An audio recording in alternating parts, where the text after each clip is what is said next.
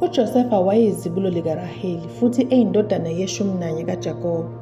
Wayewumntwana othandwayo njengoba eyizibulo likaJakobe kwintandokazi yakhe uRaheli. UJosefa wayengumphuphi kusukela ebuncaneni bakhe. Amaphupho akhe kwakungewona nje amaphupho, kodwa kwakungamazwibela acacile ekusasa elimiswe nguNkulunkulu. Yiwona lamaphupho amvusela umona ezinhlizweni zabafowabo, wabaholela ekubeni bamthengise ebugqilini eGibhithe.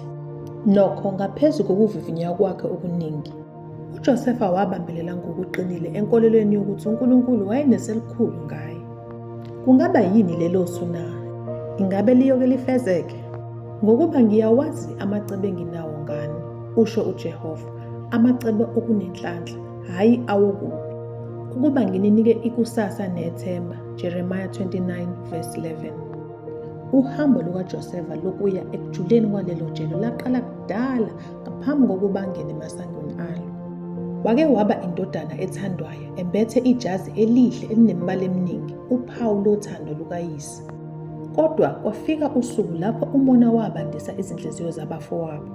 Bamphosa emgodini, bamthengisa kubahwebi ababesendleleni eya eGibhithe.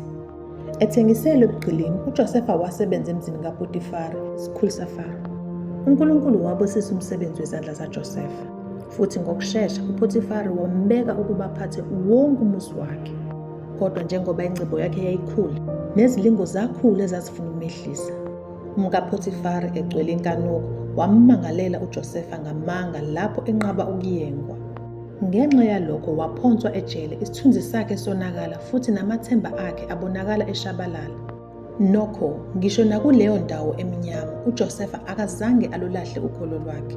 uJehova wayenaye uJosefa, wamhawukela, wamnika umusa emehlweni omlindi wentilongo. uGenesis 39:21. Ejele, iziphiwo zikaJosefa azifihlekanga. uNkulunkulu wayesenaye, emnika ukuhlakanipha nekhono lokuchaza amaphupho. Ngolunye usuku, izinceku zikaFaro ezimbili, induna yabaphatha izitsha neyababhaki, zaboshwa kanye noJosefa. Baphupho amaphupho akhathazayo abangawaqondi.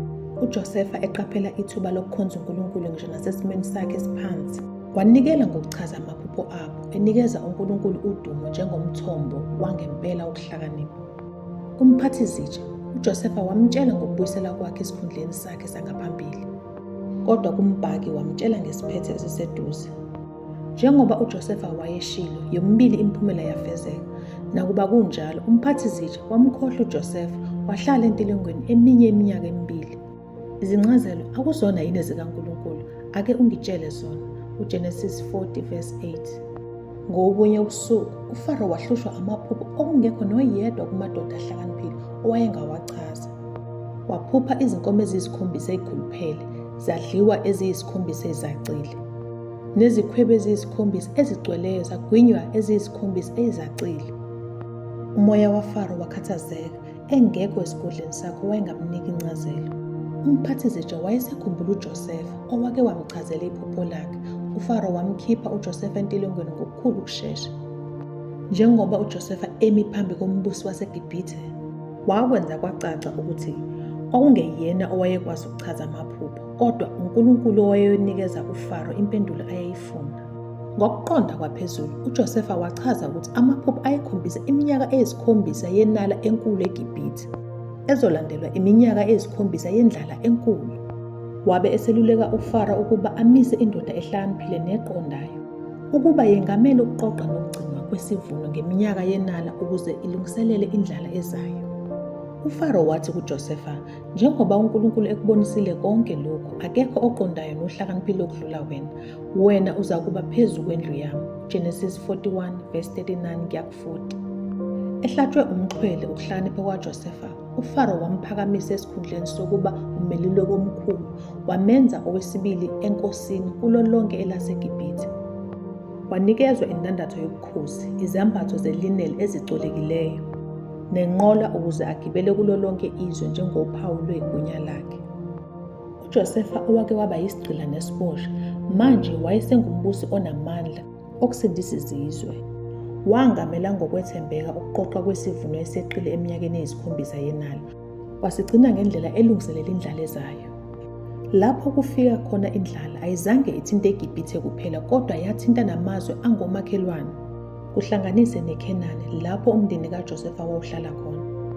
Beswele ukudla, abafowabo bakaJosefa bafika eGibhithe bengazi bemi phambi komfowabo ababemthengisile eminyakeni eminingi edlule. Nanifuna ukungilimaza, kepha uNkulunkulu wayehlose okuhle ukuba afeze lokhu okwenziwayo manje, ukusindisa izimpilo zabantu abaningi. UGenesis 50:20. Abafowabo bakaJosefa babengamboni ekuqaleni. Wavivinya inhliziyo zabo ehlola ukuthi babeshintshile yini kusukela ensukwini zokumthengisa kwabo.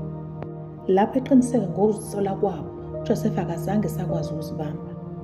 Waziveza ethi, "NginguJosefa umfowenu enamthengisa eGibhithe." Benqontshwe usizi nokwesaba, abafowabo bawa phambi kwakhe belindele ukujeziswa.